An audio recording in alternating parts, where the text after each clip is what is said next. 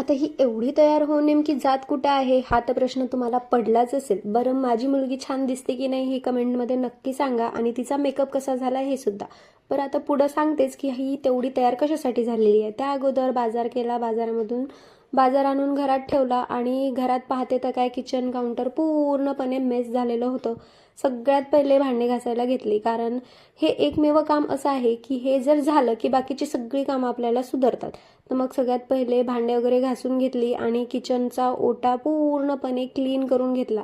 स्वयंपाक वगैरे जेवण आमचं तेव्हाच झालं होतं म्हणून हे सगळं असं क्लीन करून घेतलं. आता चकाचक किचन किती छान दिसतं ना. मला तरी हे रात्री साफ करून ठेवायला आवडतं.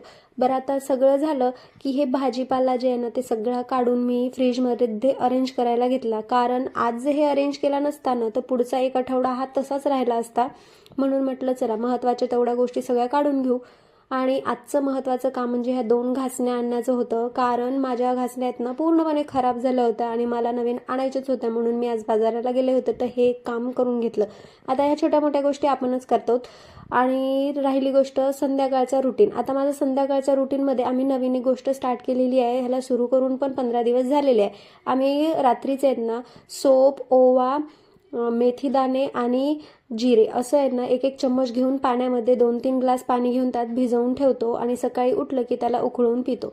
बरं, आता झोपण्या अगोदर एक महत्त्वाचं काम म्हणजे हिच्या पायाला आणि हाताला मेहंदी लावायची होती.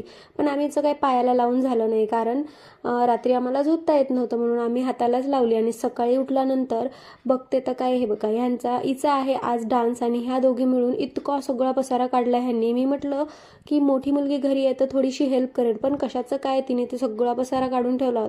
मग त्या पसाऱ्यापासून त्यांना दूर केलं आणि पायावरची जी मेहंदी राहिली होती ना ती सगळी करून घेतली. आता यांचा प्रोग्राम म्हटलं की आपली तर ना तारेवरची कसरतच असते.